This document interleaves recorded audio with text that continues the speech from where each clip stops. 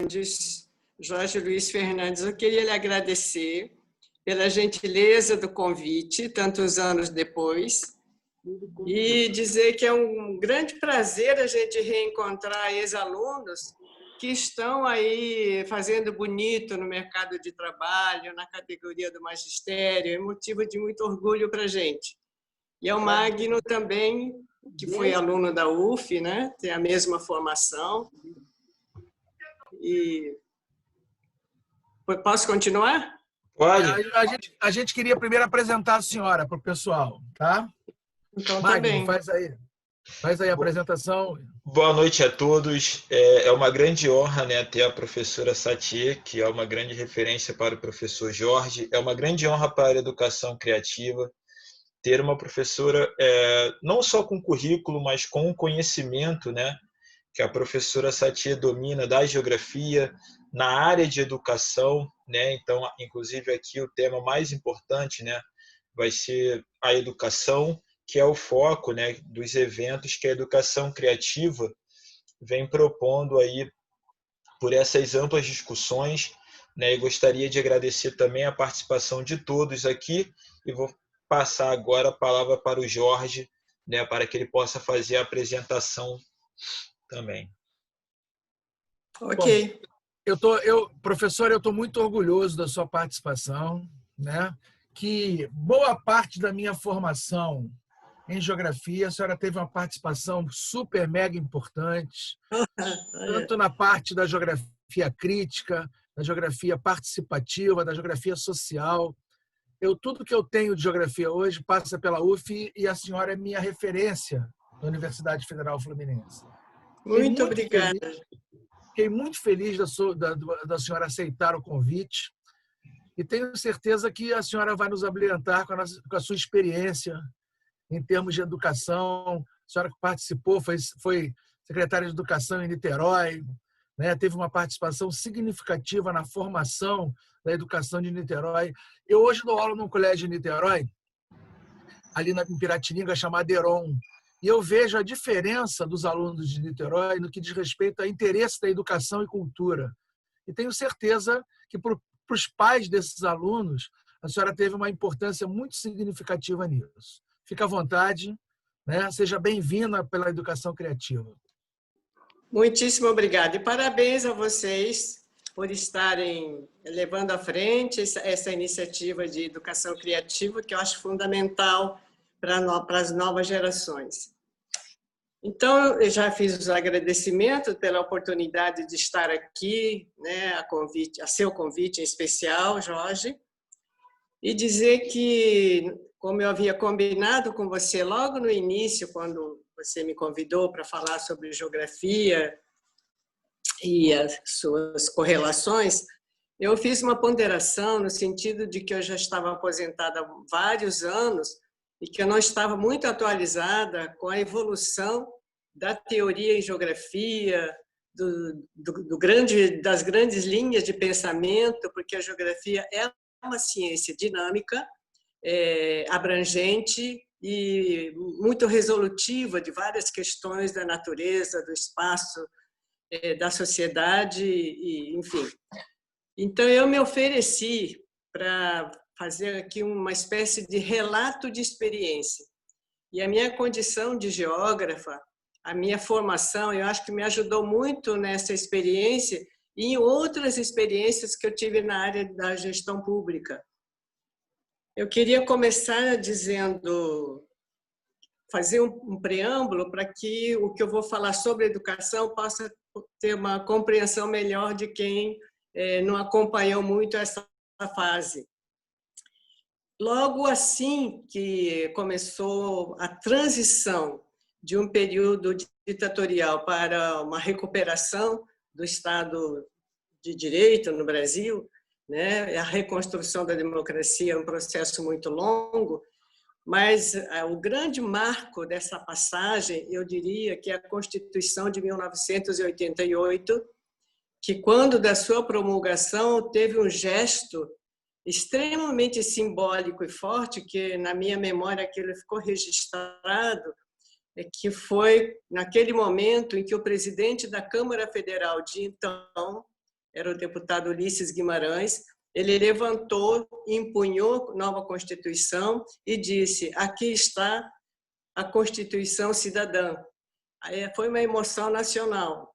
E a partir daquele momento da promulgação daquela Constituição, uma série de coisas começaram a mudar, né? Sob o jugo da nova lei, de um conjunto muito grande de legislação que praticamente virava o Brasil do avesso. No ano de 1988, então, dentro da Universidade Federal Fluminense, onde eu trabalhava, nós, um grupo de professores, que habitualmente a gente se reunia para discutir questões de conjuntura, nós pensávamos que no momento em que houvesse a passagem de um Estado para um outro Estado, de um Estado autoritário para um Estado de direito, qual era o lugar e a responsabilidade dos professores, dos sindicalistas, das lideranças comunitárias e de todas as pessoas que lutaram aqueles longos anos, quase 30 anos de regime autoritário fechado, sempre no campo da oposição. Então, no momento que essa passagem acontecesse, a nossa questão, nosso questionamento, né, sobretudo eu levantava muito esse aspecto, que nós não poderíamos e não deveríamos mais continuar no mesmo lugar fazendo as mesmas coisas, né? Porque é muito fácil também jogar pedra no telhado dos outros, mas a gente também tem que mudar de lugar para avançar. E aí surgiu, mais ou menos, uma decisão coletiva no sentido de no ano de 88, teria eleições municipais no Brasil inteiro, então que nós deveríamos participar também por dentro das instituições para tentar reconstituir, reconstruir, né, redirecionar os rumos institucionais do país, que estava todo moldado em cima de um certo modelo, né? E agora o modelo teria que se abrir, caminhar para a justiça social, coisa no gênero. Então, houve uma grande discussão dessa participação por dentro das instituições para mudá-las.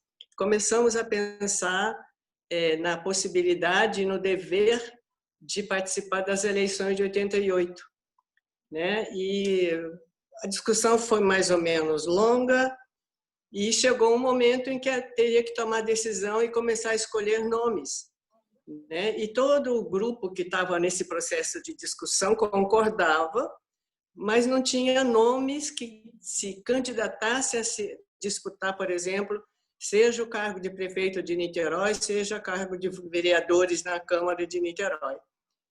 Como nós éramos muito mais pessoas ligadas à universidade do que à vida pública, no sentido político e tal, de participação partidária, realmente não tinha ninguém formado, preparado, com experiência, com caminho, para dizer eu vou e levanto a bandeira e tal. Então, começou o processo de indicação de nomes.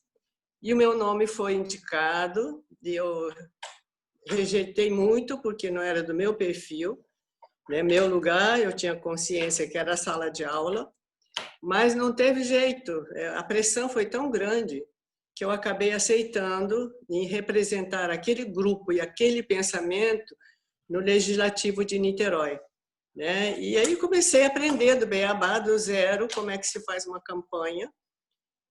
Os colegas, obviamente, me ajudaram, mas teve um processo muito rico, aprendi muito, é muito pedagógico passar por uma campanha descentralizada, uma campanha que valoriza, né, todos os segmentos da cidade. Tive a oportunidade de passar pela cidade de Niterói em diferentes lugares onde eu nunca tinha entrado antes e, por sorte, por alguma outra razão, no meio de quase 500 pessoas disputando 21 vagas, eu fiquei em terceiro lugar na votação na cidade de Niterói e a primeira votação do partido por onde eu estava me candidatando, junto com o prefeito, que também era a primeira candidatura, Ele se elegeu prefeito, eu me elegi vereadora, só que ele não conseguiu encontrar um nome de professor, de educador, que pudesse assumir a Secretaria de Educação no município. O Jorge Roberto Silveira, que foi eleito prefeito, ele tinha feito uma campanha, um grande slogan dizendo que a educação era o carro-chefe do PDT. Então, havia uma expectativa por parte da cidade e do professorado que a chegada do PDT no governo de Niterói poderia valorizar a educação, como no estado do Rio, mais do que no estado do Rio, no Rio Grande do Sul, o governador Brizola tinha construído 6.000 salas de aula numa gestão de 4 anos e praticamente tinha diminuído muito o analfabetismo, e a meta lá era acabar com o analfabetismo, sobretudo o infanto-juvenil. Aí eu tomei posse na Câmara de Vereadores no dia 1º de janeiro de 89, mas tive que assumir a Secretaria de Educação porque o professorado de Niterói, mais organizados, mais sindicalizados, não queriam aceitar indicações do prefeito, porque eram mais pessoas ligadas à área da educação privada, da rede privada. Então, fui cumprir missão partidária. Também não era do meu projeto de vida, eu nunca tinha imaginado de assumir uma secretaria no governo, assim como eu jamais teria imaginado na minha vida que eu fosse adentrar por uma Câmara de Vereadores na condição de parlamentar. Assumi a Secretaria de Educação, tomei posse na Câmara de Vereadores no dia 1º de janeiro, foram os eleitos 21, uma mulher, que era eu, e 20 homens. Eu era a única mulher na Câmara, e numa discussão lá nos bastidores, quem é que faria o discurso de abertura do período legislativo de 1989 a 92, coube a mim cumprir essa tarefa e fui lá no plenário da Câmara e fiz a fala. No dia seguinte, eu me licenciei e fui a pé do prédio da Prefeitura até a Secretaria de Educação, caminhando ali pelo centro de Niterói. Já tinha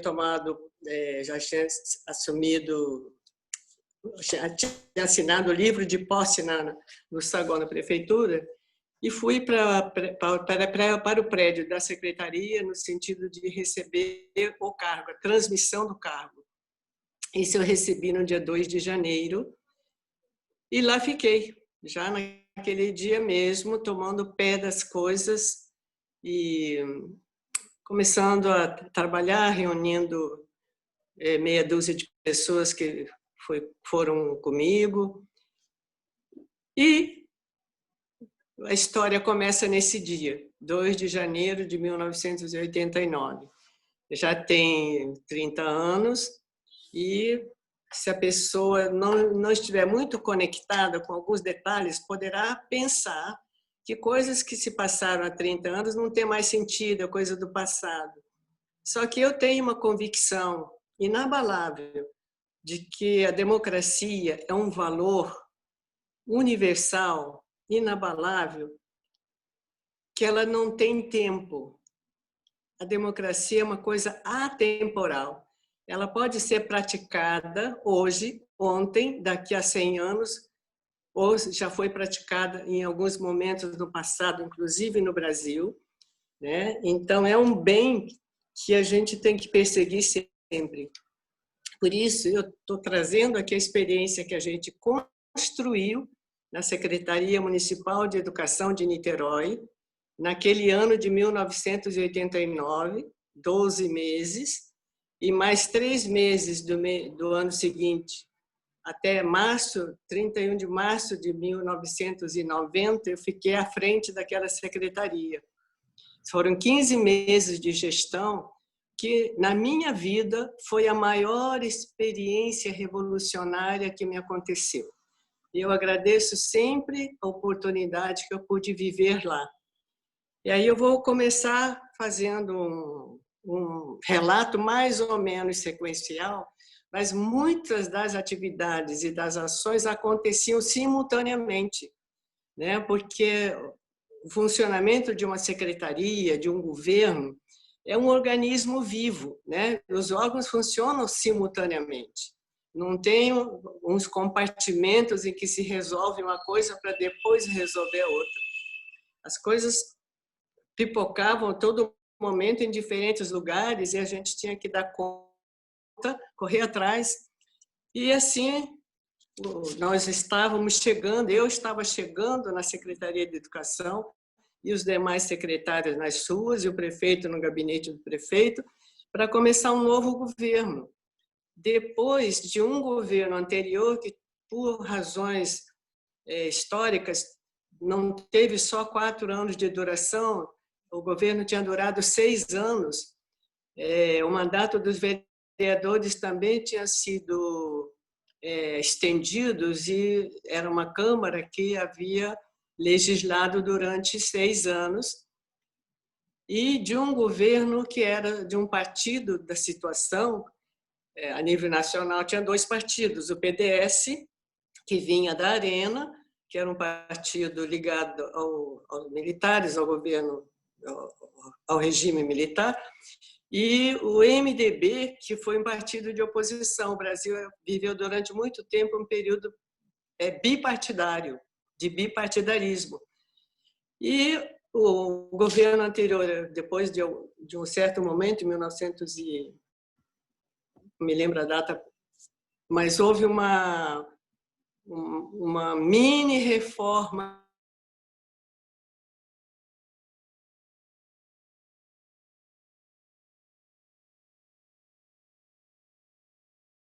partidos.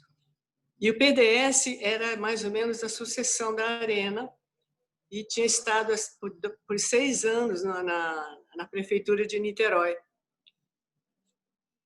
Quando nós chegamos pelo PDT, que era um partido de oposição, claro, havia um certo temor no conjunto dos trabalhadores, principalmente aqueles que tinham cargo em comissão, cargo de gestão, que eram cargos preenchidos, providos, não por concurso público, mas por designações, por indicações, corria um clima de instabilidade. Então, quando eu chego lá, 2 de janeiro, era período de férias escolares, mas as escolas estavam todas com as suas diretoras, suas vice-diretoras, e eu falo no feminino porque acho que não havia nenhum homem como diretor de escola. Numa rede de 23 escolas convencionais e mais 2 escolas conveniadas, era uma rede pequena, de 25 unidades, espalhadas por um território de 130 quilômetros quadrados, que Niterói é um município muito pequeno em termos territoriais. Aí, logo na primeira ou segunda semana, eu não me lembro exatamente, foi muito breve, a gente convidou todas as diretoras, vice-diretoras que quisessem, que pudessem, que comparecessem na sede da secretaria, onde tinha um auditório grande, e fizemos a primeira reunião, né, com aquelas pessoas que estavam no cargo. Ninguém tirou férias porque não saberia exatamente o que poderia acontecer. E havia um certo clima de que quando chega um partido novo, sobretudo de oposição, que todas as pessoas que tivessem cargo de confiança pudessem ser destituídas. É o que normalmente acontecia no passado e continua acontecendo no presente. Eu tinha uma convicção de que quem já estava à frente da escola por 1 ano, 2 anos ou 5 anos, eram pessoas que tinham um acúmulo de experiências e que não teria nenhum sentido exonerá-las para tentar colocar pessoas ligadas ao meu partido, que era mais ou menos a prática mais frequente, ou então pessoas indicadas por amigos, enfim. Nessa reunião, uma das coisas que eu me lembro de ter dito, além de me situar e dizer o que eu imaginava que seria gestão na educação, eu disse que eu pretendia fazer ali, no tempo que eu pudesse ficar naquele lugar, uma gestão a mais democrática possível, e que eu tinha como um dos princípios da democracia a descentralização das ações e a cidadania.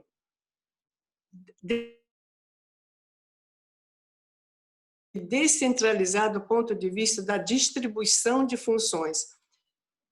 Eu tenho e tinha, desde aquele instante, a convicção de que uma gestão centralizada tem muita dificuldade de progredir porque não tem capilaridade, né? E a vida ela é muito cheia de capilaridades, porque o menino que mora numa comunidade carente, mas estuda a 5 quadras da sua casa, onde passam as principais linhas de circulação, ele está naquela travessia da sua casa até a porta da escola. Muitas vezes ele sai de um lugar onde não tem asfalto, não tem calçamento, não tem rede de esgoto, não tem água encanada, e vai atravessar uma rua pavimentada, cheia de carros atravessando, que é um outro universo. E na reunião, um dos itens que eu disse para elas, eu tenho a impressão que alguma das ex-diretoras a quem eu convidei possam estar assistindo. Eu queria depois, até que elas confirmassem ou não comigo, me corrijam se eu estiver falando coisas que não aconteceram dessa forma.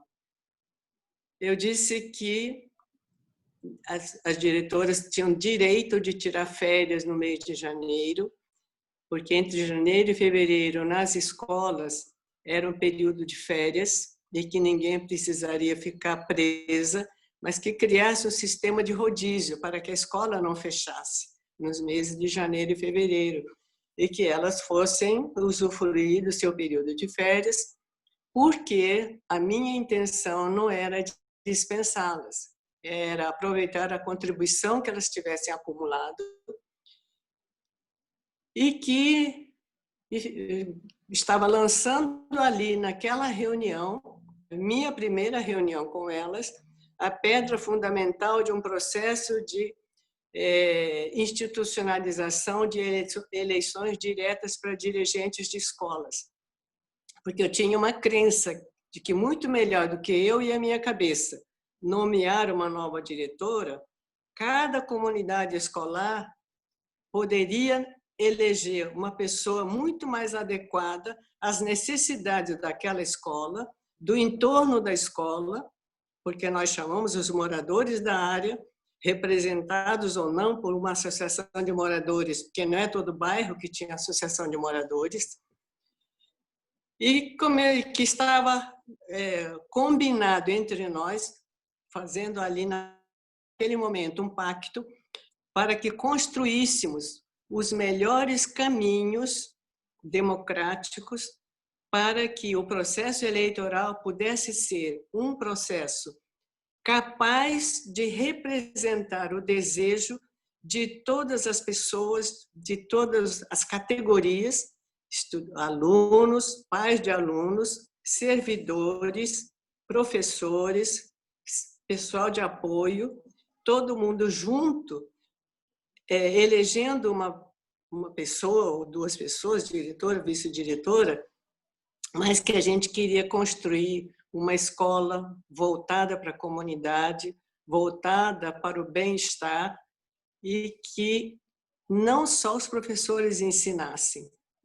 A gente começou a fazer curso de treinamento de merendeiras lá na sede da secretaria e, não raras vezes, eu percorria cada uma das escolas, a rede pequena tem essa vantagem, e eu conversava, inclusive, com os porteiros que ficavam na porta lá para ver o aluno que entra, que não entra.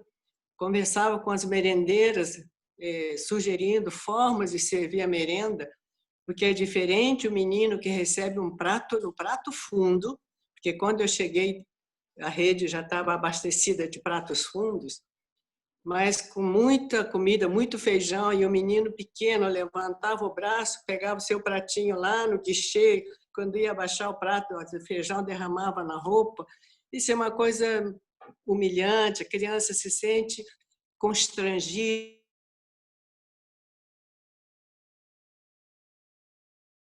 Que, por favor, pensasse no tamanho da criança para medir se a comida seria prato cheio, meio prato, e que, finalmente, ao entregar o prato nas mãos da criança, que elas olhassem nos olhos da criança e desejassem bom apetite. É diferente de uma pessoa chegar e empurrar o prato, e olhando de lado, empurrar o prato para a criança pegar.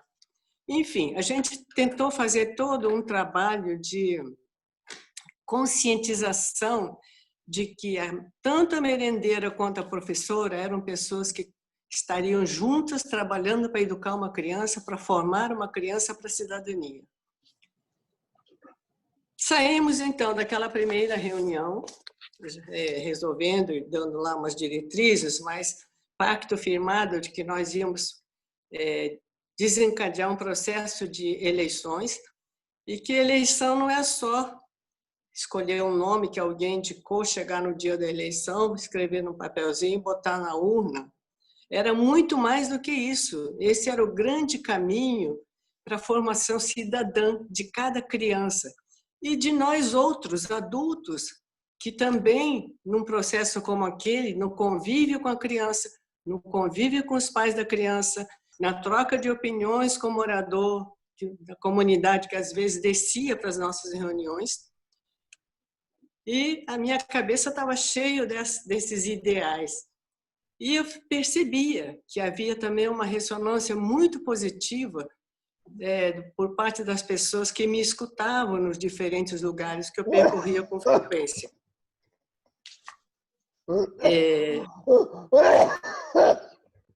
Alguém que tá querendo falar? Não, está tossindo. Pode ir. Tá bem, Jorge. Eu queria passar para a fase seguinte, que foi assim, saímos de lá, cada uma já pensando no qual seria a tarefa de cada uma de nós, né? Cada um de nós, professores, alunos, funcionários, etc. E eu disse que eu ia percorrer as escolas, levando de forma mais detalhada o que eu estava pensando, lá uma reunião de manhã ou de tarde, e que eu também queria que nas escolas começasse a pensar em formar uma comissão eleitoral, com representantes do turno da manhã, do turno da noite, e algumas escolas tinham, manhã e tarde, e em algumas escolas tinham algumas classes à noite, que era a classe que hoje se chama EJA, né? Educação de Jovens e Adultos, não era em todas as escolas. Combinamos. Cada diretora voltou para a sua escola, começou já a conversar sobre isso com a orientadora educacional, com a supervisora, com funcionários, enfim. Era uma participação coletiva, né? Até servente participava, às vezes, da discussão sobre eleições de diretoras. Começamos, paralelamente a esse processo, também com outras atividades.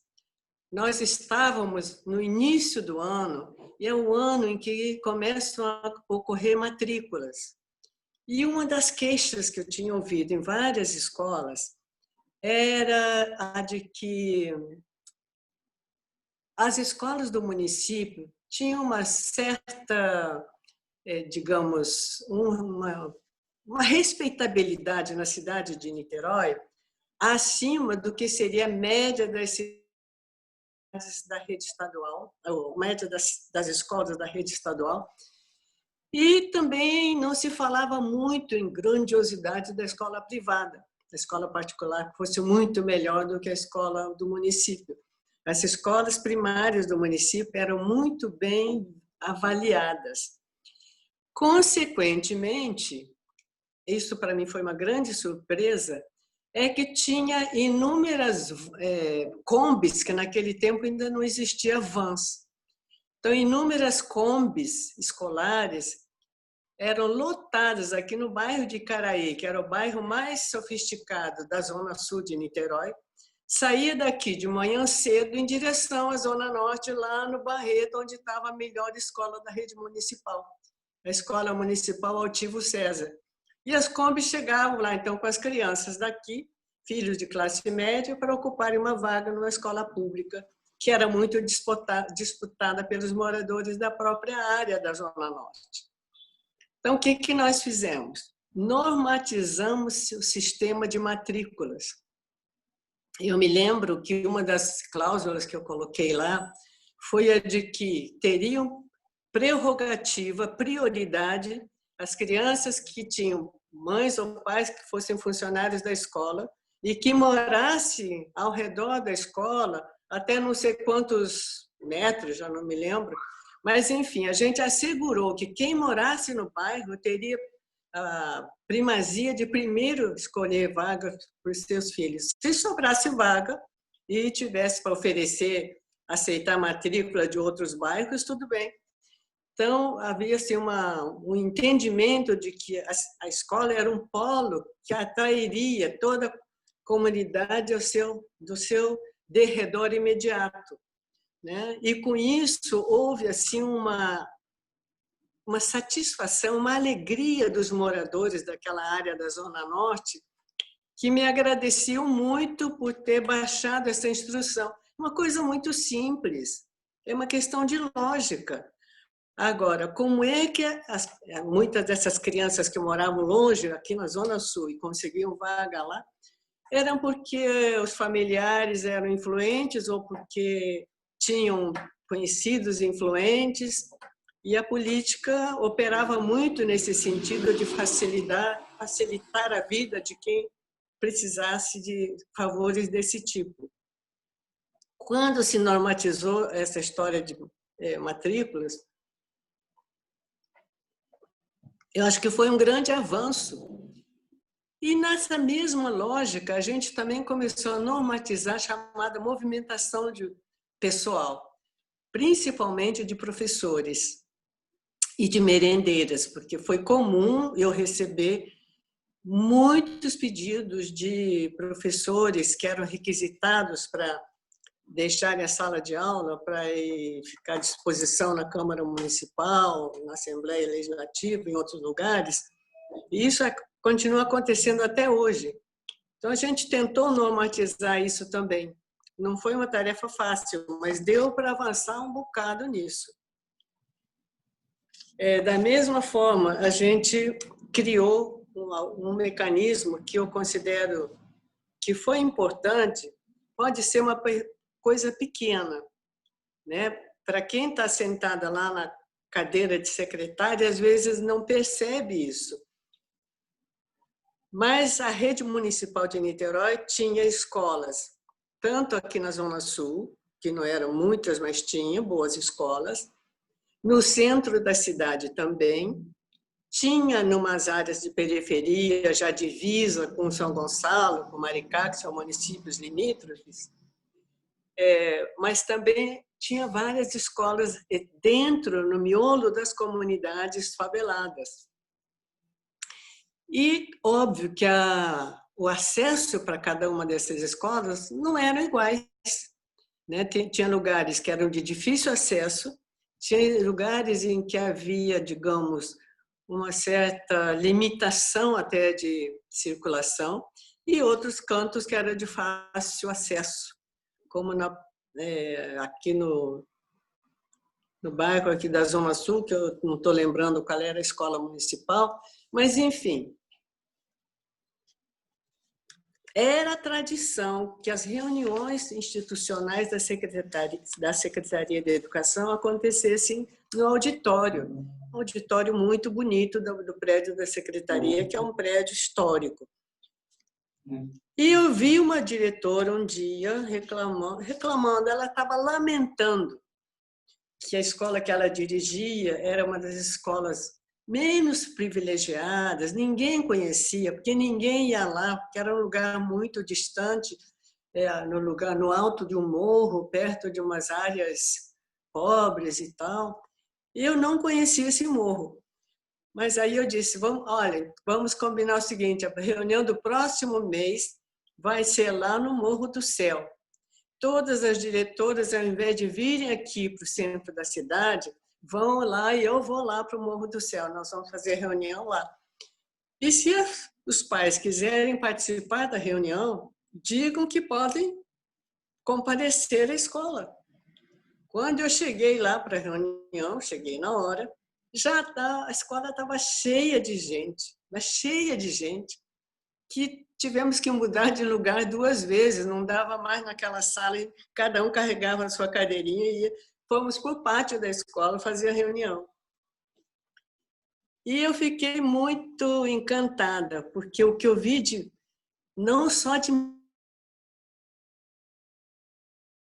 seus filhos, né, que foram até por curiosidade de ver o que era uma reunião de escola, foi fantástica, foi fantástica. As pessoas ficavam debruçadas naqueles muros da escola, assistindo, prestando atenção, ouvindo e sentindo-se valorizados, porque eles estavam podendo estar dentro da escola do seu filho, dialogando com os professores e a autoridade que na concepção dos moradores, secretário de município, secretário de estado, secretário, são cargos importantes. Eu estava sentada numa cadeirinha de criança, igualzinha de todas as pessoas que estavam lá, e a gente ficou a manhã inteira conversando, ouvindo, falando. Então, aquelas reuniões que eram mais ou menos cristalizadas no lugar, no esquema e no modelo, no formato de reunião, mudou muito quando a gente começou a ir fazer essas reuniões em comunidade, dentro das comunidades. Essa foi uma das ações que eu considero que fez parte dessa democratização da gestão. Agora, paralelamente a tudo que a gente fez naqueles primeiros 10 meses, que foi o processo, a construção do processo eleitoral, esta construção, para mim, foi a coisa mais importante que nós fizemos. Primeiro, constituiu-se dentro de cada escola a tal comissão eleitoral, que tinha professores, alunos, gente de comunidade que pudesse, gente do CEP que pudesse, enfim. Aquela comissão funcionou para discutir alguns tópicos que a gente sugeria, né? Por que eleger, que dá tanto trabalho, e não deixar nomear, que é tão simples, nomeia numa canetada e ninguém tem que trabalhar, fazer nada por isso, a diretora está nomeada, publica no Diário Oficial e acabou. E a gente ficou uns 10 meses trabalhando em cima daquele processo, porque começou de baixo para cima. Crianças de 7, 8, 10 anos estavam sentadas participando da conversa, querendo saber do que é. Talvez não entendessem nada, mas ficavam lá para dar palpite, querer eleger diretora. Estabelecemos normas para tudo. Até tantos anos de idade, a criança não tinha condições de votar. Então, uma pessoa da família, pai ou mãe, o responsável, votariam. A criança daquela idade para cima, já o critério era cada cabeça um voto. Diferente do peso que tem nas universidades federais hoje, que o voto do aluno tem um peso muito pequeno em relação a servidores e professores. Na nossa eleição, lá não sei se foi certo ou errado, a gente colocou a eleição, cada cabeça um voto. Isso deu um resultado muito importante, porque não era fácil, né, conseguir maioria de voto numa escola onde tivesse 3 candidatas, 4 candidatas, como tivemos. 3 pessoas, 4 se candidatando. E numa comunidade, por exemplo, uma grande favela do Viradouro, não, acho que não é Viradouro, sim, da favela do Viradouro, quando eu chego lá, um dia uma professora candidata me disse o seguinte: secretária, eu entendi, nessa eleição eu tive que ir para a casa dos alunos para pedir voto para os pais, e eu entendi por que os cadernos dos meus alunos, ou de alguns alunos, chegam tão furadinhos e tão sujos, tudo manchado. É porque na casa dele não tem mesa, ele estuda no chão.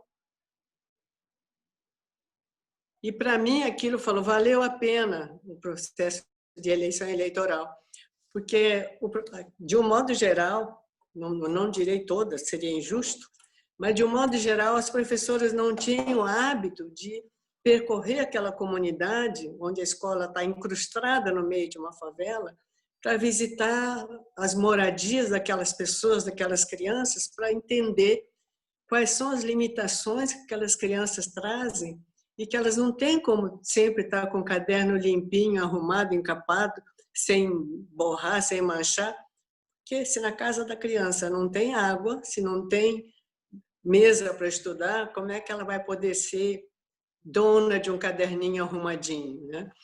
Nesse sentido, inclusive, eu acho que abriu muito a oportunidade dessa relação escola-comunidade, que eu acho fundamental para democratizar a vida na escola. Depois da primeira fase, que foi de pensar e começar a discutir o que era eleger seus diretores dentro da escola, pela sua própria comunidade, fizemos uma espécie de zoneamento da cidade. Então, as tantas escolas da zona tal se reuniriam durante tanto tempo para pegar as contribuições de cada escola para sistematizar num documento de padrão intermediário. Depois, as zonais trariam até a sede da secretaria e juntaria todas as contribuições de todas as escolas, de todos os bairros e regiões, e teria uma comissão central que faria a sistematização de todas as produções. Isso foi mais ou menos demorado e saiu finalmente um documento único, e esse documento único foi realizado, foi elaborado por uma comissão mista, né? Inclusive pessoas do governo, gente da comunidade, sindicato, Federação de Associações de Moradores, todo mundo lá, e saiu o documento final.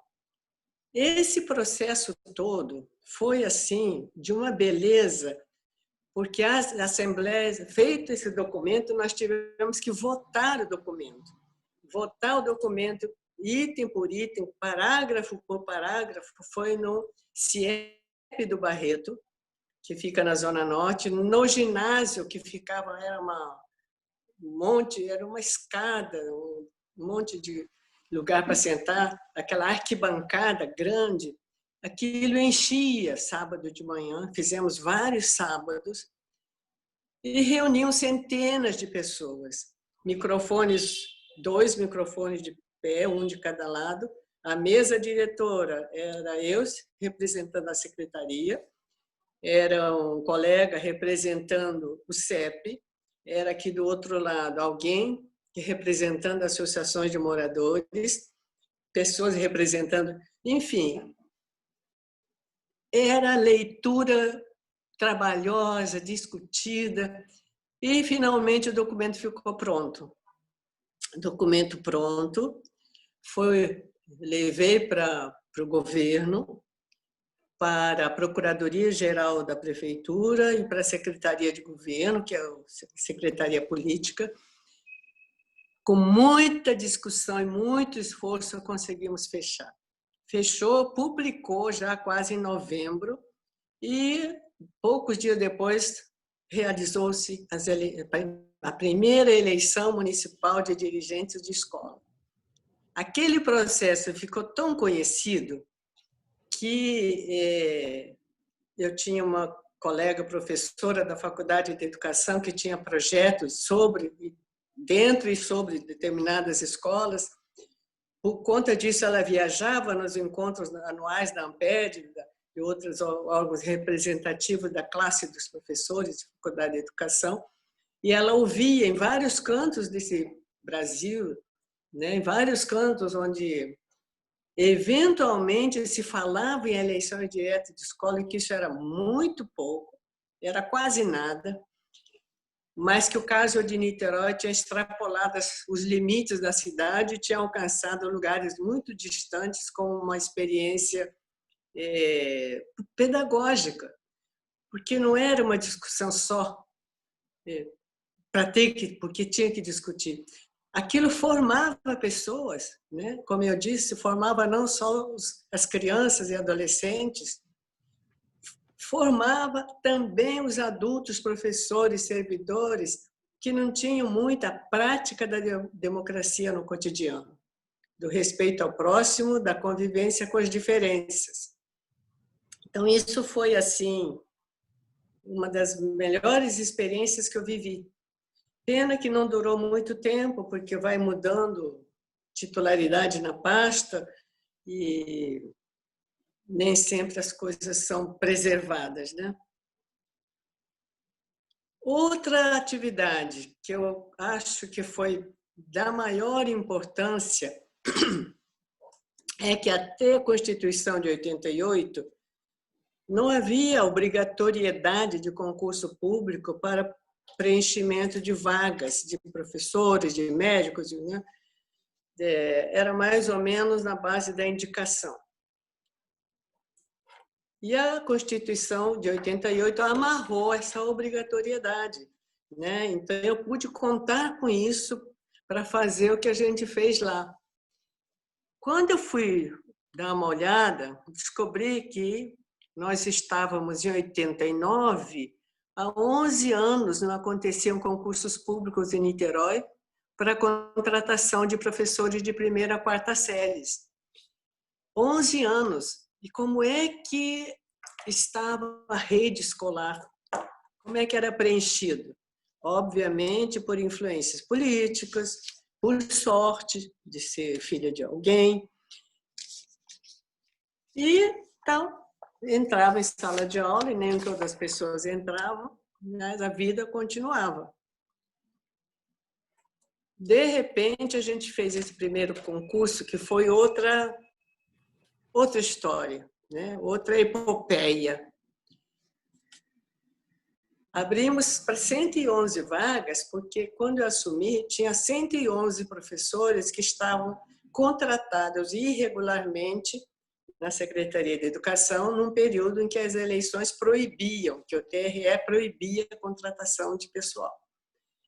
Rapidamente abrimos edital para concurso público, as 111 pessoas foram exoneradas e elas tiveram o direito de se inscrever ex ofício para o concurso e assegurando não sei quantos pontos lá pelo tempo que elas tinham trabalhado como professoras.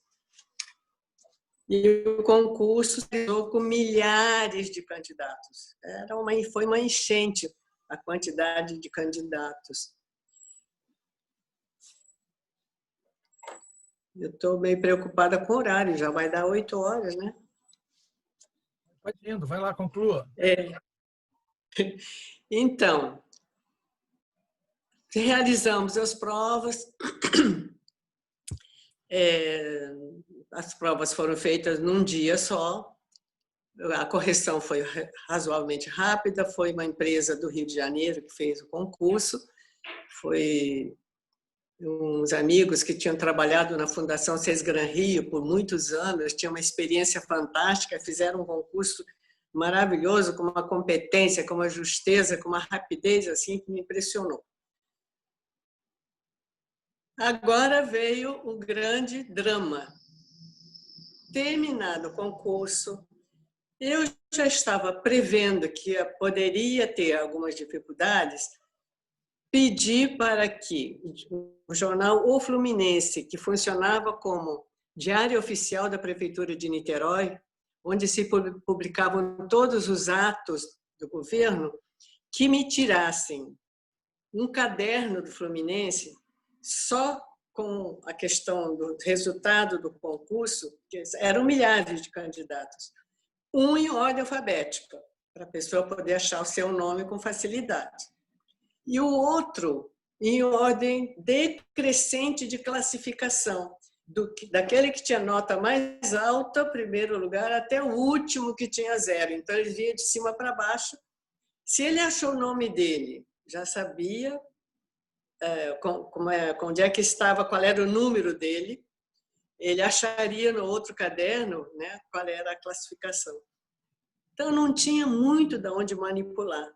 E isso foi afixado em local público, mandei 2 ou 3 exemplares para a Câmara Municipal, pedindo ao presidente que socializasse com todos os vereadores, porque eles tinham muito interesse em resultados, que eles tinham lá seus interesses desde sempre.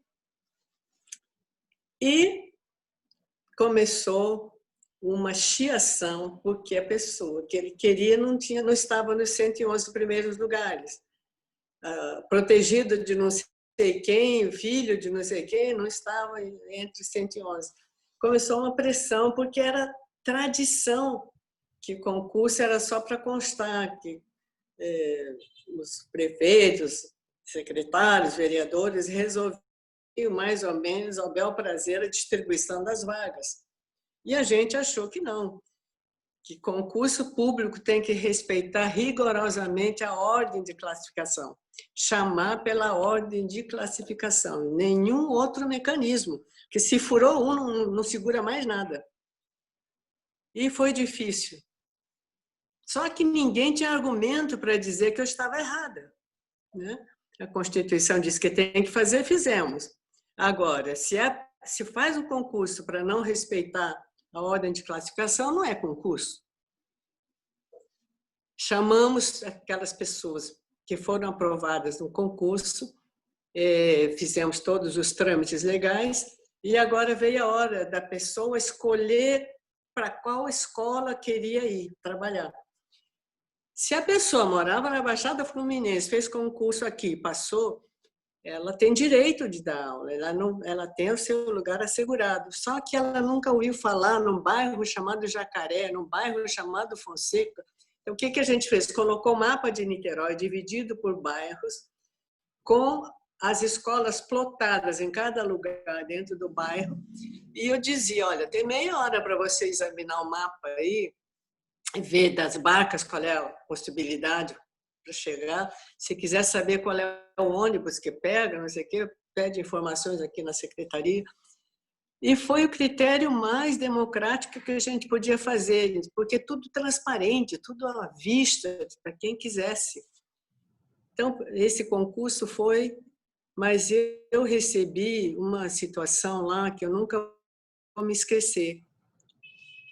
Um vereador idoso, uma pessoa muito boa, um cargo alto ali, inclusive, na Câmara, foi lá na secretaria, e eu o recebi, ele foi lá pedir por uma pessoa da família, que tinha feito o concurso, mas não tinha se classificado até os 111, que eram só 111 vagas. Mas ele queria que aquela jovem pudesse ser professora. E aí eu pensei um pouquinho, não dá para abrir exceção. Tive uma conversa bastante singular com ele, fiz um desenho e mostrei. Vamos imaginar que a sua filha ou neta, não me lembro mais qual era o grau de parentesco, tivesse aqui no 110º lugar. E quando ela chegasse para ocupar, eu dissesse, sinto muito, mas teve uma pessoa que, por qualquer razão, se sente com o direito de estar nesse lugar e eu tive que tirar você e botar no excedente lá na lista de espera. Como é que o senhor iria se sentir se a sua filha passasse daquele lugar que era dela para um outro que não era? Foi uma cena assim, eu tenho pena até hoje de lembrar a expressão corporal, facial, mas não abri, não. Aí respeitamos e passou. Então, foi assim que a gente fez o concurso público e, principalmente, respeitou o resultado do concurso. Então, eu entendo que esse respeito ao resultado de um concurso tinha que ser uma coisa natural e não excepcional, né?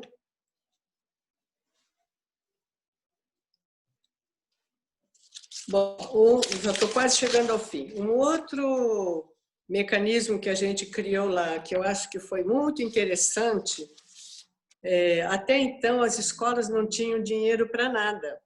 Acabava o bujão de gás no meio da manhã, corria o risco das crianças ficarem sem almoço, porque não havia como, se a diretora não tinha dinheiro para pagar naquele dia, ela própria, ficava sem almoço. Então, eu negociei lá com o prefeito e nós criamos uma coisa chamada... Deixa eu botar aqui, está acabando a bateria. Criamos lá uma coisa chamada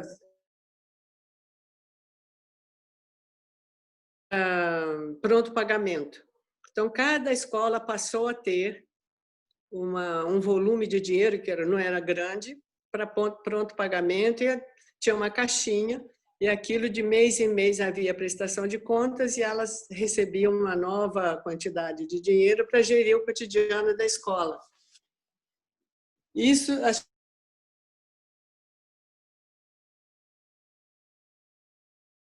dia quando acabava gás no meio do expediente. E, para encerrar, agora estamos chegando ao fim, já no início do ano de 1990, que eu fiquei lá até março, como eu falei, a gente realizou o segundo concurso público, agora para professores de 5ª a 8ª séries. E o procedimento foi mais ou menos o mesmo daquilo que a gente fez na primeira experimentação, quando fez o concurso para o pessoal de 1ª até 4ª série. E aqui termina a minha conversa com vocês.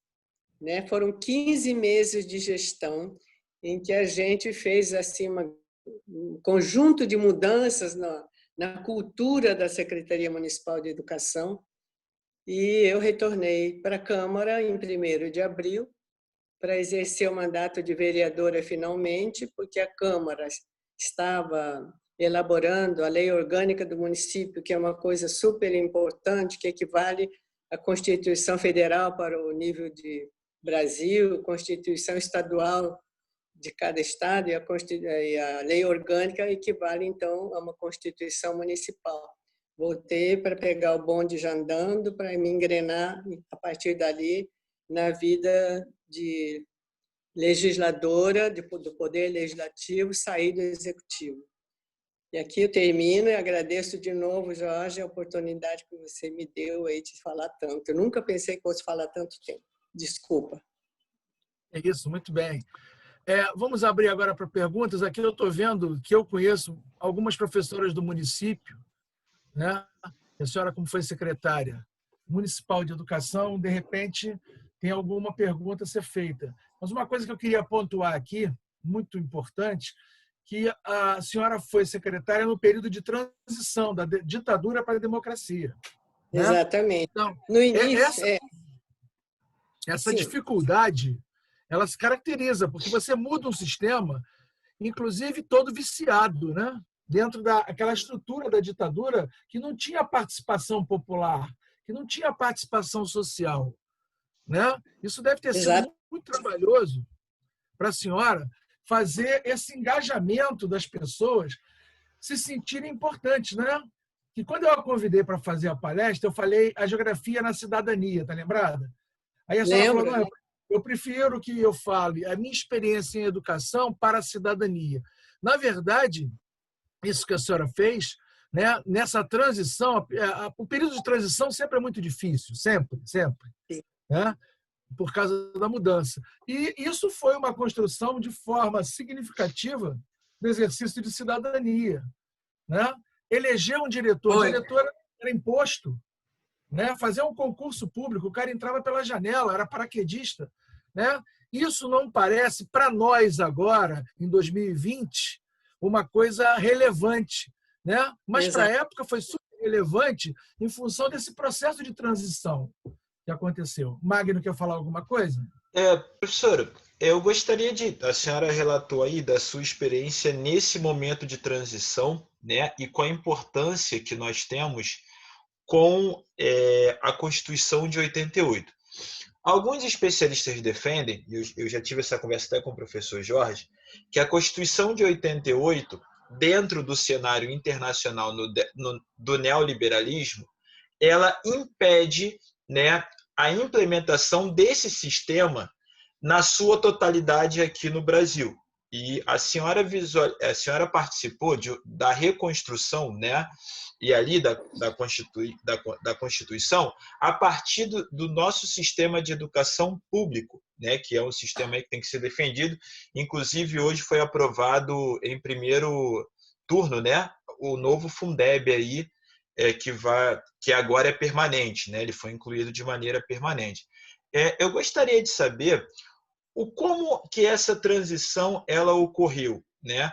Tinha uma política, alguns políticos, né, defendendo essas medidas neoliberais, mas, por outro lado, o próprio PDT, outros partidos políticos defendiam uma educação pública de qualidade, né, como um direito social escrito ali nos artigos da Constituinte de 88. Então, como que isso aconteceu, por exemplo, no município de Niterói? Houve grandes embates, grandes discussões, ou foi mais fácil naquele momento implementar políticas públicas que assegurassem a qualidade do ensino diferente, por exemplo, de hoje? Como que isso se deu na sua visão? Eu acho que, na verdade, eu dei início, né, a esse processo de transição. E só não foi mais difícil porque eu tinha um mandato.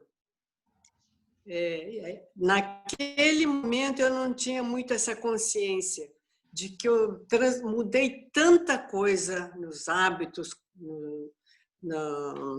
na cultura, nas coisas que já estavam condicionadas dentro da área da educação, e a gente chegou meio que abrindo tudo, modificando, virando do avesso, e o nível de contestação foi baixo, até porque na cidade inúmeros setores acompanhavam e tive uma grande aprovação. A mídia me deu muita cobertura em tudo que a gente fez lá. Era uma mídia não muito rica nem variada, mas os poucos jornais de bairro que tinham, me deram amplo apoio nas iniciativas. Então, nesse sentido, o mandato me deu suporte. Se eu não tivesse um mandato na época, que também eu não achava tão importante, mas olhando para trás, terceira maior votação na cidade, no meio de 400, 500 candidatos, era uma coisa muito significativa. E também o fato de eu ser professora de universidade há muito tempo e ter participado de uma série de coisas do tipo ter feito mestrado, coisa rara que poucas pessoas faziam, ter feito doutorado. Eu cheguei na Câmara Federal já com doutorado feito na Universidade de São Paulo. Então, essas coisas todas acho que pesaram a favor, né? E eu digo, não foi totalmente tranquilo, não. Tive vários reveses, mas acho que a gente conseguiu sair. Eu saí muito satisfeita do trabalho que a gente conseguiu fazer lá. A senhora avalia, né, que hoje as medidas que a senhora tomou na época teriam muitas barreiras ou maiores barreiras hoje dentro dessas políticas de redução do investimento em educação? A senhora avalia dessa forma ou não? A senhora acha que seria hoje a mesma maneira de implementar? Ou a senhora acredita, né, que o sistema, seja o sistema público, impediria essas ações? A senhora consegue ter uma... Eu acho muito difícil de fazer essa avaliação, porque o meu universo foi um universo muito pequeno, né? Uma prefeitura que tinha 23 escolas. Muito embora, enquanto princípio, eu acho que as coisas têm valores universais, né? O princípio da transparência, coerência, essas coisas não se tornam mais fáceis ou mais difíceis por serem um município grande ou país grande ou pequeno. Mas a sensação que eu tenho que se eu fosse implementar essas coisas hoje, já não encontraria a mesma secretaria que eu encontrei lá em 1989, que era uma secretaria enxuta do ponto de vista administrativo e tal. Eram 23 escolas, hoje talvez tenha o dobro, um pouco mais. Agora, por exemplo, cargos comissionados na sede da secretaria não chegava a 30. Há alguns anos atrás eu fui à transmissão de cargo de um secretário para outro. Alguém naquele momento me falou que a Secretaria de Educação estava com mais de 100 cargos comissionados. E, na época que eu dirigia a secretaria, não tinha uma fundação, um órgão paralelo para fazer determinadas tarefas mais executivas. A gente fazia tudo. Hoje, a Fundação de Educação tem lá mais seus tantas centenas de funcionários.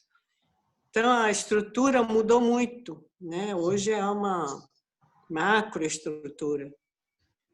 E a Prefeitura de Niterói, pelo que eu vejo aí nos grandes debates por conta da eleição para prefeito que está chegando, fala-se que a Prefeitura de Niterói hoje tem cerca de, entre secretarias propriamente ditas, fundações que são várias, institutos que são autarquias, administrações regionais, tem muitas, com status de secretaria, com remuneração acho que quase igual de secretário.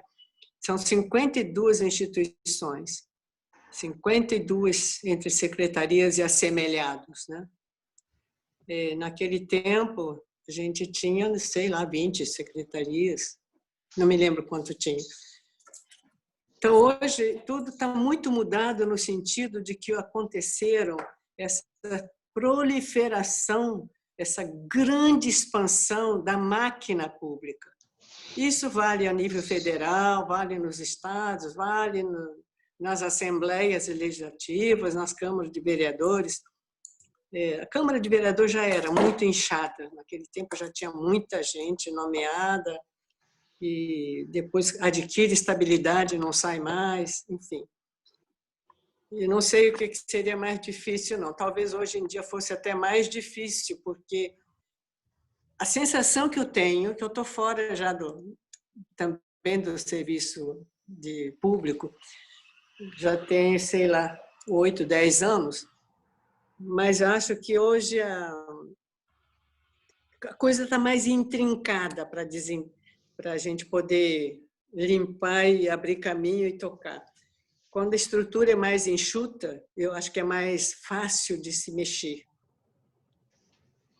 Obrigado. Professora, uma outra coisa que eu queria perguntar para a senhora é que a senhora veio pelo PDT, né? A senhora foi vereadora pelo PDT. O PDT, na minha visão, essa eleição, a senhora tomou posse em 89 ou 90? Tomei posse em 1º de janeiro de 89. Em 89. Então, sendo do PDT, a senhora acha que também pegou uma carona em cima da proposta do Darcy Ribeiro, em cima da proposta do Leonel Brizola, que já tinha instalado os CIEPs a partir de 82? Eu acho que o PDT ele ficou com o rótulo marcante, significativo da educação. E o Roberto Silveira, ele pegou a carona nisso. Ele pegou carona nisso.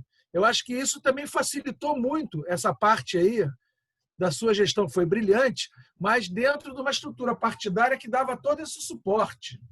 Né? Hoje é mais complicado. Não. Quando eu assumi em 89, o governador era o Moreira Franco. Não, eu sei.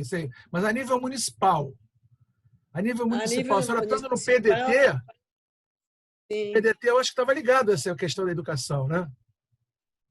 Sim, o Jorge era PDT e a campanha dele foi A educação é o carro-chefe do PDT. Ele sempre usou essa expressão como ícone da campanha dele. E eu tinha essa convicção. Não, desculpa, pode falar. Não, eu tinha uma convicção profunda de que a educação era o caminho para a emancipação de um povo. Não tem muito como não ser dessa maneira. Educação é cultura. Se um governante, um país não investe em educação e cultura, dificilmente ele consegue chegar a um estágio avançado com segurança. Basta ver o retrocesso que a gente adquiriu desvalorizando essas duas coisas que a senhora falou, né? Dentro da realidade atual. Sim. Alguém quer perguntar? Os professores presentes? Professora Valéria, pode perguntar. O microfone dela, Mari. Valéria é professora. Vai. Ótimo. Boa noite, professora. Primeiro, quero dar os Boa parabéns noite. para a senhora por tudo que a senhora disse aí. Eu sou professora do município do Rio desde 80. Entrei em 87, no finalzinho, comecei a trabalhar em 88, né? Já me aposentei numa matrícula, tenho outra matrícula que eu já estou terminando. Mas a senhora tocou num ponto aí, de tudo que a senhora disse, que me chamou muita atenção, foi a questão da merenda. Eu achei muito interessante a senhora, como secretária de Educação, ir até as escolas, conversar com as merendeiras. E eu vejo, esse tempo todo que eu trabalho, né, quer dizer, mudou muito, porque agora o serviço é terceirizado. Então, eu vejo assim, no refeitório da minha escola, os alunos sendo tratados como coisas. Eu reparo muito isso, porque a gente vai almoçar também. A gente pega lá a nossa comida no refeitório, eles estão lá na fila, e elas amontoam aqueles pratos uns sobre os outros, sabe? Assim, eu, como detesto comida fria, eu fico olhando aquilo e aquilo já me dá assim, sabe? Então, praticamente elas vão quase que jogando os pratos para os alunos, sabe? Exatamente isso. Não tem ninguém que oriente na questão assim. Eu vejo alunos comendo, pegam aquela comida e jogam fora no lixo. Jogam fora ali. Às vezes eu passo e digo, menino, você não comeu nada. Então dá para o seu amigo que quer comer mais. E eu vejo de um tempo para cá, eu observo que eles colocam muito pouca comida no prato das crianças. E não pode repetir, assim, muito, muito pouco. E eles, a comida parece que é o Instituto Anne Dias, né? Um serviço de nutrição. E, assim, eu acho que tem um limite de comida para cada aluno. Então, assim, eu fico ali, sabe? Tanto que eu não almoço junto ali, mesmo porque é cheio e fica muito barulho, mas eu observo muito, só naquela minha ida de espera ali para pegar a comida, eu observo muito isso. Os alunos são sendo tratados como coisas, assim. Eu fico muito indignada com isso, sabe? E uma coisa que me chamou muita atenção é isso. Antigamente não era terceirizado e nós tínhamos merendeiras assim muito boas que tratavam o aluno com carinho, sabe? Era diferente, mas agora... E assim, não vejo ninguém interferir nisso, sabe? Não vejo ninguém chamar atenção, assim... A diretora até já chamou algumas lá na sala, mas assim, não vejo ninguém ali na hora para dizer, fulana, não trata assim o aluno, não é assim que se trata, né? E se tratando da Secretaria de Educação do Rio de Janeiro, há muito tempo já eu percebo que os alunos são números, né? Eles querem números. Eles não estão interessados no aprendizado do aluno, no que o aluno faz, nada disso interessa. Quer saber o número de aprovados, entendeu? Agora, se aquele aluno é capaz, se aquele aluno é capaz de aprender, e se tem alguma dificuldade, qual é a dificuldade? Não. Aquilo ali também é um número, sabe? Vai passando sem ter um trabalho ali para que eles possam realmente aprender, né? Então, é isso. Então, quero lhe dar os parabéns, porque é tão difícil. E a minha colega aqui está dizendo, a Aline Veludo, trabalha comigo, que quase não tem proteína para os alunos. E é verdade. Não É tem. lamentável, né? É Lamentável. lamentável. A gente vê coisas assim que a gente se revolta, sabe? E não tem. A gente vê, hoje em dia, é uma politicagem, na verdade é essa, sabe? O termo é Eu acho esse. que esse período neoliberal, que tem encaminhado muita coisa para terceirização, a qualidade do serviço cai muito, né? As merendeiras da época que eu fui secretária, claro, também foi 1 ano e 3 meses, não dá para generalizar quase nada, mas o que a gente fez, eu fiz lá sabendo o que eu estava fazendo. Mas as merendeiras eram todas funcionárias de carreira. Poderiam não ter feito concurso, porque o concurso não era obrigatório, mas eram pessoas que já estavam há muito tempo naquela escola, tinham vínculos com a escola e que se dedicavam. Nós demos mais de um curso de treinamento para merendeira na sede. Elas vinham arrumadas, roupinha arrumadinha, para vir para a secretaria. Então, era até para elas era um acontecimento. Então, eu fui a todas as vezes que tinham aula no início para fazer dar as boas-vindas e falar do valor da merendeira e da necessidade que ela deveria ter a consciência de que também está educando. Né? O exemplo que eu estava dando do prato cheio que derrama, não sei o quê. Mas, para além disso, eu dizia que uma criança que come uma comida saborosa, né, bem arrumada no prato, ela se sente mais dignificada. Então, neste momento em que se respeita o ser humano, criança, ela está educando, ela é uma educadora. Eu trabalhei numa escola trabalhei um tempo numa escola em que tinha um aluno, eu não vi, mas uma professora contou que ele comia embaixo da mesa, porque ele não sabia usar o garfo nem a colher. Ele comia com a mão. Aí, aos poucos, a professora pegou, foi ensinando e tal, porque ele tinha vergonha de comer junto com os outros. Ele não era filho de... Tem uns muçulmanos que comem com a mão, né? Tem alguns países... Ele era brasileiro mesmo. Coitado. Professora Satie, nessa história que a senhora falou do neoliberalismo, a terceirização, na minha interpretação, ela tem duas visões, né? Primeiro, ela desvincula o funcionalismo público, né? Através das contratações. Ela desvincula o concurso, que a senhora falou tanto aí, né? Porque o que o neoliberalismo diz? Redução do Estado, né? Então, quanto menor for o Estado, melhor. Então, essa é a primeira vertente. A segunda vertente é poder contratar uma terceirizada pelo preço que eu quiser, que às vezes é muito maior que o salário que seria pago ao funcionário público.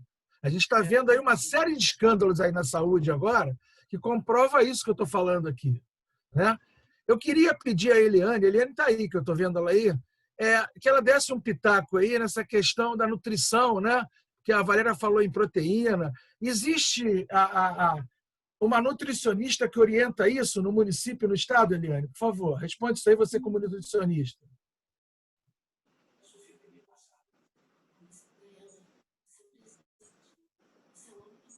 Nutricionista aposentada gestora, mas responde aí. Libera o microfone dela aí, Magno.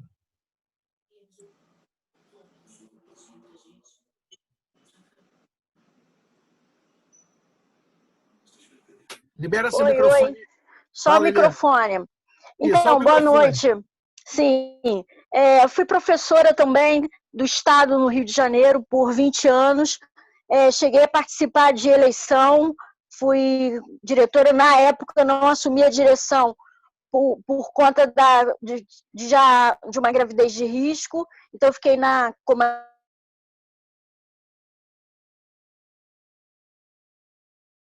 de um hospital municipal do Rio de Janeiro, e por conta disso eu frequentei muito o INAD, que é o Instituto de Nutrição Anis Dias.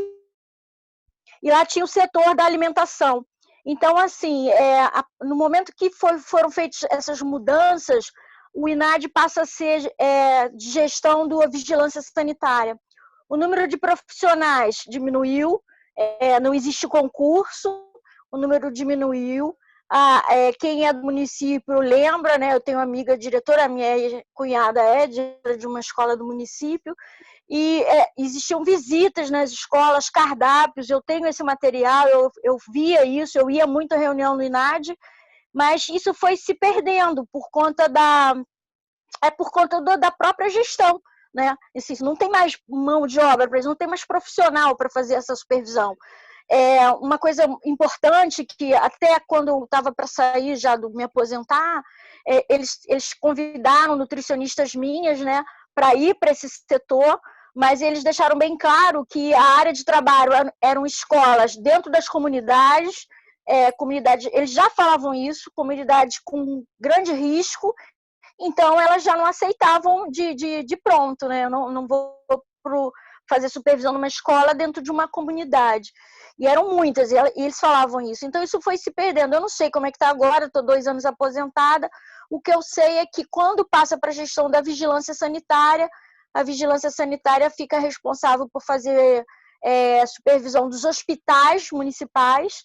Eu acho que as escolas foram deixadas por conta mesmo da direção, da mão de obra que existe na escola, que não é preparada para isso. Então, a verba diminuiu mesmo.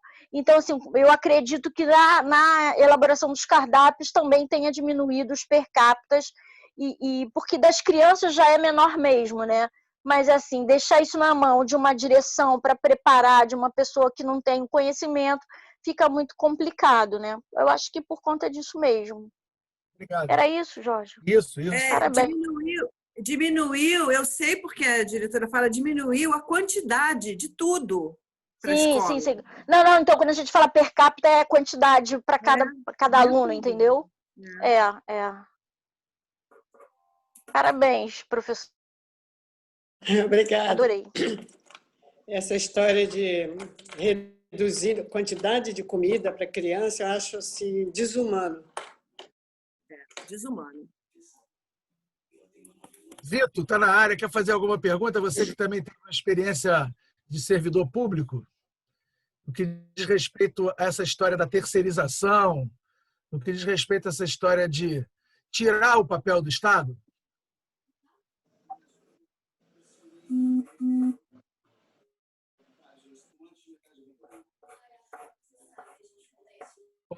Cadê o microfone do Zito, Magno?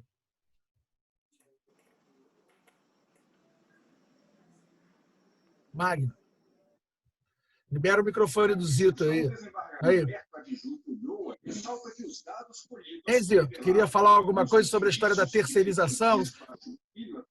Como comando, controle da organização criminosa criada para fraudar dispensas de licitação destinadas à aquisição de insumos para o enfrentamento da Covid-19. O governador do Distrito Federal... Ele está no Jornal Nacional. Restrita confiança no Poder Judiciário. Jorge, você tem como localizar uma pessoa aí, se eu disser o nome? Tem, pode. Tem muitos que estão com telefone, Satia. O problema é que eu não posso... Se eu disser o nome, eu pergunto aí. Qual é a pessoa? Professora Neuza Rodrigues, que foi diretora da Escola Municipal Altivo César. Professora Neuza Rodrigues está aí?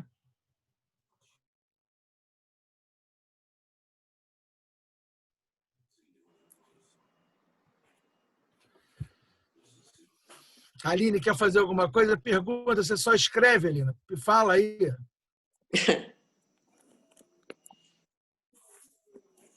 A Rosa está aí? A Rosa tá. Tava, né? Gente, meu Deus. A Rosa podia falar. Eu tô aqui, eu não sei como é que mexe. Neuza, mas você quer perguntar alguma coisa? Não, eu só queria, não é perguntar, eu só queria, assim, parabenizar a professora Satia. Ela foi falando e eu fui revivendo tudo isso. A chegada dela na Secretaria de Educação de Niterói realmente foi uma revolução. Ela foi falando os itens e eu fui vivendo, recordando tudo aquilo. A matrícula, que realmente ficava na mão dos vereadores de Niterói, que era uma loucura para as diretoras. o concurso público para tirar as pessoas que estavam lá, indicadas também pelos políticos. Eu fui revivendo aquilo tudo. Ela foi um marco, acreditem, foi um marco para a gente dentro da educação. Barato ouvir isso.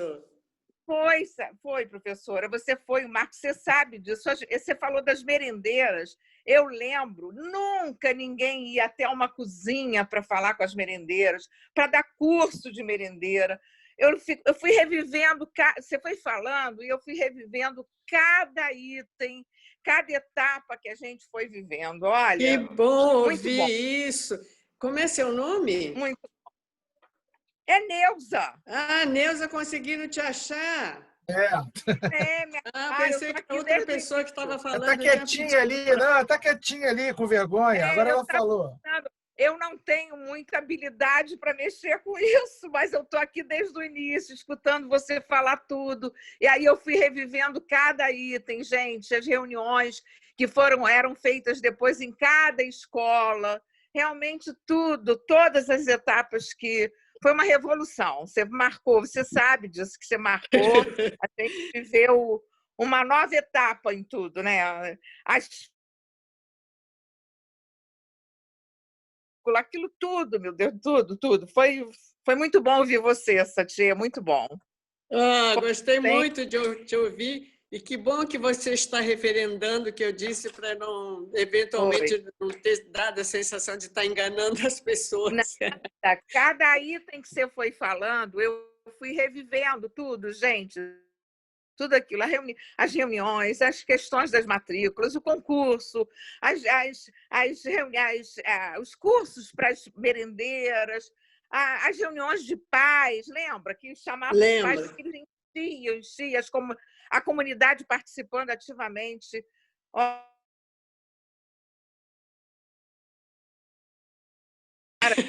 Olha quantos anos, né? Muitos anos depois. 30 anos, Neuza. Isso, muitos anos. Muito bom. Muito prazer em te rever. Muito prazer. Muito obrigada, Neuza. Muito prazer mesmo. Valeu. Mais alguém? Aline? Se manca que pergunta, Aline. Olha só, eu posso falar? Pode, deve. Então, Satie, quem está falando sou eu, Maria Lúcia. Oi? Oi, que bom, Maria Lúcia, você conseguiu entrar. Estou desde o início, estou pelo celular. Então, eu queria falar, porque eu acompanhei esse trabalho com a Satie, eu era professora da UF, da Faculdade de Educação. E aquela pessoa que ela se referiu que ia para a Amped, que ficava ouvindo qual era a repercussão do trabalho de Niterói a nível nacional, né? E também agora, ouvindo Neuza, eu também me animei a falar, porque acho que é importante a gente dar esse depoimento, né? Que realmente foi um marco esse mandato da Satie na Secretaria de Educação inicialmente, depois na vereança também. E eu, assim, acho que quero fazer duas ponderações em função daquele rapaz primeiro, sobre se poderia hoje, qual seria a diferença entre hoje e aquela época, né? Eu acho que, concordo com o que a Satie falou, realmente seria muito diferente, até porque uma das questões que a gente avaliou muito na época, porque eu como professora da UF e integrante de toda a campanha, de construção mesmo da campanha dela para se candidatar a vereadora de Niterói, mas também como uma pessoa que conhecia muito bem a rede municipal da época, eu, na época que ficou se discutindo quem é que assumiria a Secretaria de Educação, eu fiz parte da equipe de transição do governo na época, e eu me lembro que um dos argumentos que a gente fortalecia na indicação da Satie, eu pessoalmente, inclusive, era porque precisava de ter alguém com força de voto para poder mudar a lógica, vamos dizer assim, a lógica doméstica, das relações domésticas que existiam dentro da Secretaria de Educação naquela época. E para a gente poder romper com aquela lógica, era preciso que a secretária não fosse alguém só com competência técnica, que não fosse alguém só que tivesse percurso no campo da educação. Teria que ser alguém com peso de voto para poder ter força junto às forças políticas da cidade para poder reverter aquela lógica. E isso foi essencial e importantíssimo. Fora, é claro, toda a lógica e os princípios, conforme a Satie falou. Esses princípios que eram de transparência, de compromisso com o exercício da democratização das relações de poder, de proximidade com todos os segmentos da secretaria e de, principalmente, criar uma lógica de que todos os componentes da escola são educadores, seja professor, seja diretor, seja coordenador, seja pessoal de apoio, seja o cara que fica na portaria da escola, todos são educadores. Mudar essa mentalidade foi essencial. E concordo com a Neuza, fez um marco tamanho que eu, depois, acho que 10 anos, a gente já tem 30 anos, isso, Satie, né? Caramba. 30. 10 anos depois, talvez. Eu acho que 10 ou 15 anos depois, eu voltei à Secretaria de Educação para fazer uma investigação, como se fosse assim, uma análise institucional, porque depois da Satie tiveram outras secretárias, outras formas de governar, e aí, num determinado momento, o grupo que entrou me convidou, como eu tinha esse percurso todo, me convidou se eu podia fazer uma análise institucional da secretaria e dos professores, de todo o conjunto. E uma coisa que eu constatei, que eu achei muito importante, interessante, que eu acho que é bom para a gente saber, é que aqueles princípios, a cabeça dos professores, a cabeça dos servidores, a cabeça do pessoal que compunha a secretaria, tinha mudado. Eles eram pessoas com muito mais consciência profissional, com muito mais consciência de cidadania. E, para mim, foi muito gratificante, 15 anos depois, voltar, acho que foi 15 anos depois, voltar lá e ter feito esse trabalho de entrevistar todo mundo e fazer essa espécie de análise institucional. Porque eu percebi uma mudança de mentalidade significativa e determinados valores que foram impressos naquela ocasião, que, quando eu entrevistava, eles diziam para mim, por exemplo, olha, nunca, jamais a gente vai conseguir retornar àquela lógica de matrícula por indicação. Nunca mais a gente vai aceitar que um diretor seja nomeado porque é parente de A, B ou C. Isso nunca mais vai acontecer no município de Niterói. Isso nunca mais. Que bom! Foi construído como um valor que a gente não vai abrir mão. E eu achei que eu ter podido retornar à secretaria para entrevistar essas pessoas, fazer nova pesquisa de campo e ouvir isso foi muito gratificante, porque significa que foram sementes que foram Que beleza!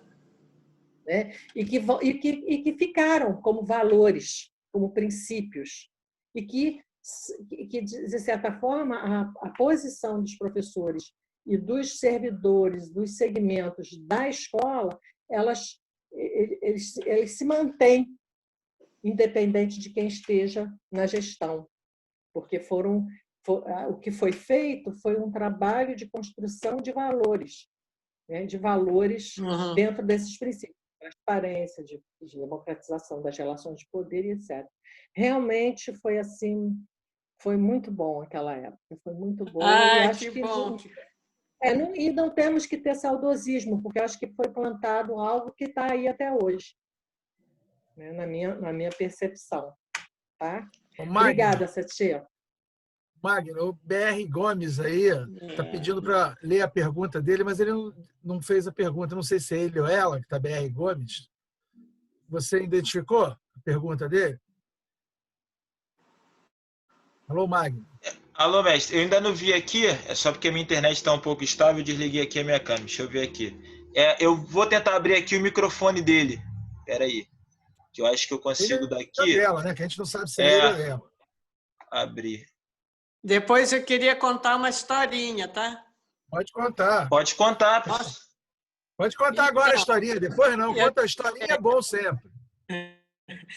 E eu tinha me esquecido de falar isso no meu roteirão aqui, né? E eu fui secretária em 89 até março de 90, depois fiz tantas outras coisas e, periodicamente, eu voltava para a universidade.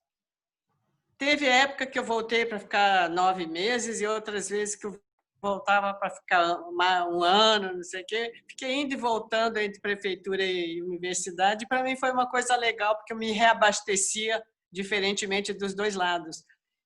Um dia eu estava no auditório da Faculdade de Educação da UF, tipo 20 anos depois que eu tinha, 15 anos depois que eu tinha saído da Secretaria de Educação, estou lá numa assembleia, sentada lá na frente, chega alguém, bate no meu ombro e me entrega um bilhete, era uma folha de caderno grande, dobrada em 4, e foi embora, eu não vi nem quem é que me entregou, deve ser um funcionário. Eu abri, fui ler, e estava escrito assim: professora Satie, eu sou fulano, fui representante dos alunos naquela comissão central que fez a finalização das normas eleitorais, representando a escola tal e o polo tal. Eu queria dizer que hoje eu sou estudante de serviço social aqui na UF e nunca me esqueci do que foi feito na secretaria, que eu participei como aluna de terceira série, de não sei que série. Você sabe que eu olhei para trás, procurei saber quem era, fiquei em pé um tempo para ver se alguém se manifestava e a menina não se manifestou. Mas eu fiquei numa alegria com aquele bilhete, aquela cartinha que ela me mandou entregar. Tantos anos depois, uma mulher quase universitária me dizendo que aquelas reuniões das quais ela tinha participado, que ela nunca haveria de se esquecer. E foi no processo eleitoral. Então, foi um processo pedagógico, acima de tudo, a instituição das eleições diretas em Niterói. Pena que depois foi tudo destruído.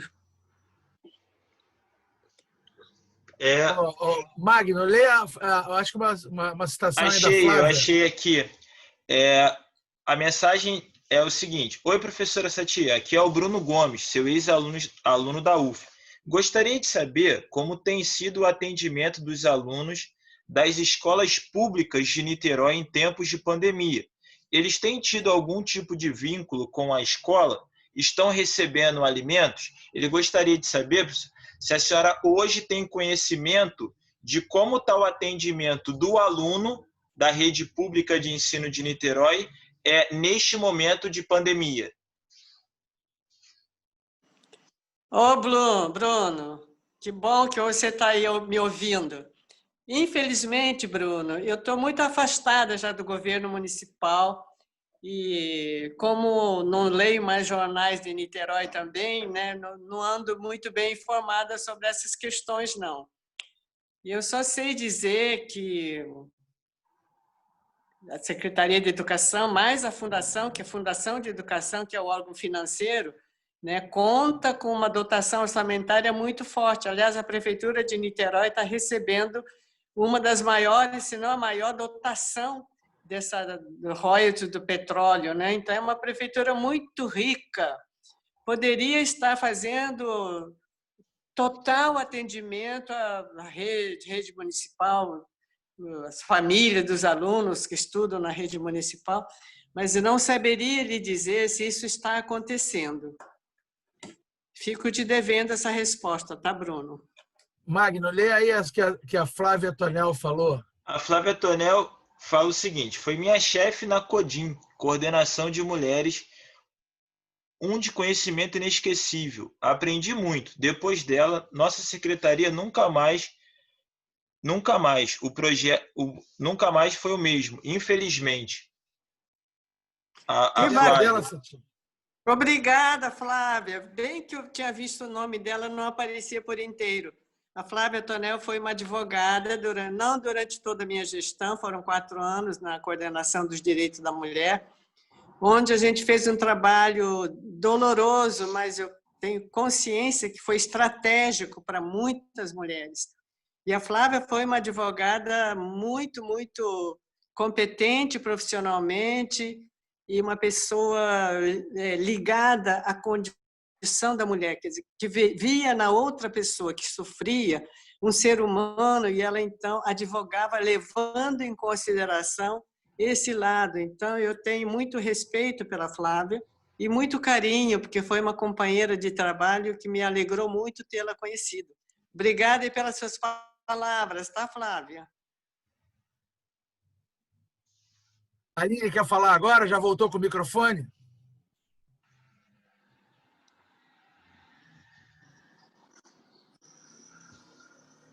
Peraí. Mais alguém quer perguntar? Tem alguma pergunta escrita aí, Mário? Não, pergunta não, mestre. Deixa eu ver aqui. Tem Ricardo Mizubuchi. Parabéns, Sati, pela live. Ele está parabenizando. Deixa eu ver. Meu sobrinho lá de Viçosa, Minas Gerais. A Eliane Obrigada. Barbosa. Parabéns, professora Satie. Foi um prazer estar presente nesta discussão.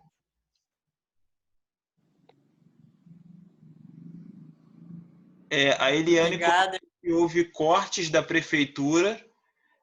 O INAD passou para a gestão da vigilância sanitária. Existiam profissionais para supervisão e treinamento. Isso não existe mais. Governo Crivella. Sou nutricionista aposentada, gestora.